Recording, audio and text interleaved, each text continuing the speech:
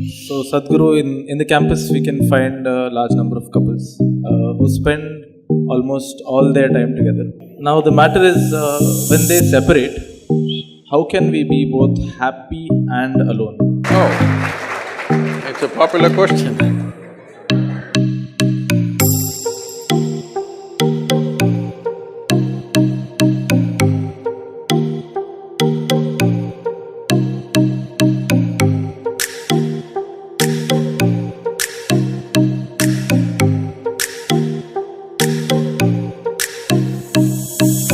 So, Sadhguru, in the campus, we can find a large number of couples who spend almost all their time together.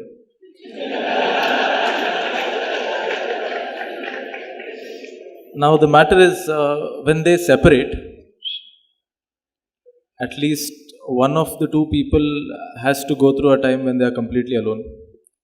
And at that time, because they don't have the person they had for the entire day, negative thoughts start to come inside their head. So, the question a lot of us have to ask is how can we be both happy and alone? Because, in my understanding, these are not two words that go along with each other. Oh, it's a popular question. Then you must find somebody out of the world.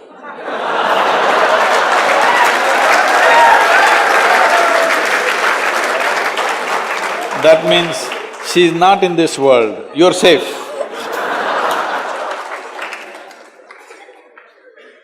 See, well, we must understand this. In the nature of human development, there is a body. All of us have a body. We have a mind, we have emotions, we have energies. If you put your body as the leading edge of your life, if your body leads you, then the only thing you can think of is eating, sleeping, reproduction. You may avoid the reproduction, but copulation. Yes. No, I'm not saying this in any negative way. I'm saying, if body is the leading edge, by the time you're 14, you want to do something. Yes. Hello? But suppose your mind developed in a certain way, suddenly what everybody is excited about looking at a boy or a girl, your mind is excited about something else because your intellect has become the leading edge. Or if your emotions, don't understand emotions as only for each other. Emotion is beyond each other. You're capable of emotions all by yourself, that's what you're saying in a way, when you're alone. There are emotions. So emotion is not about somebody. Well, somebody else may stimulate a certain emotion, but you can sit here and create whatever emotion you want right now, isn't it? All by yourself. So emotion is not about somebody. Maybe you know emotion only as a reaction to something right now, but emotion, intelligence, body and energies are not about somebody. It is about this life. This is all the equipment we got. We have a body, we have a mind, we have emotions and we have energy to support that. Now, you must decide in your life which should be the leading edge. This is not about getting rid of the body. Body is there, it's very important. Without this platform, we cannot exist. But do you want this platform to be the leading edge? Right now, we are sitting on a platform. Should this one speak or I should speak? You must decide. Hello? You must decide. This should speak or I should speak? We are sitting on the platform and speaking, isn't it?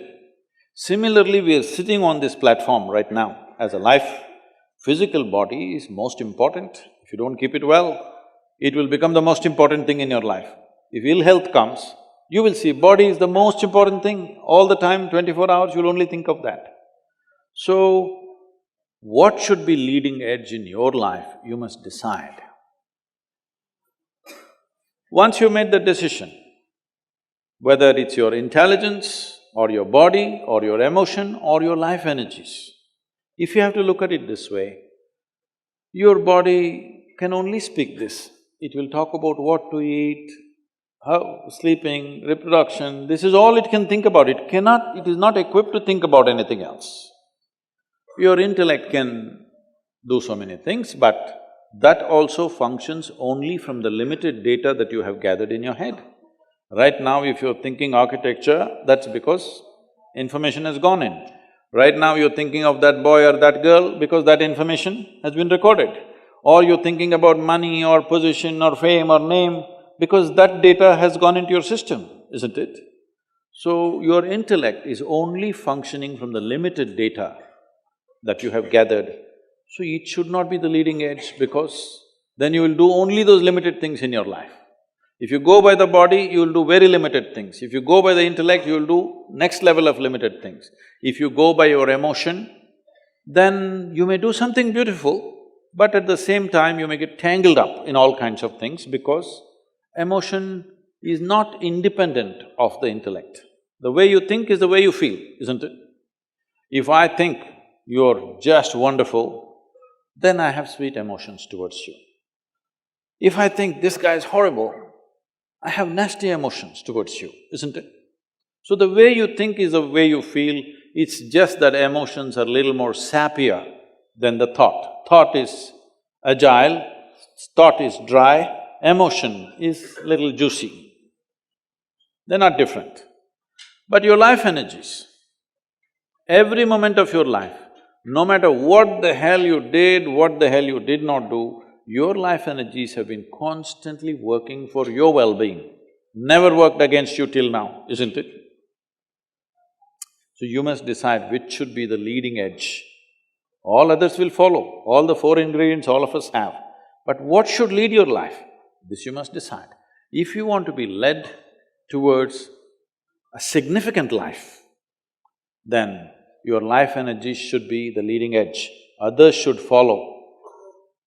If body is the leading edge, then the first opportunity you get, you will get entangled with something.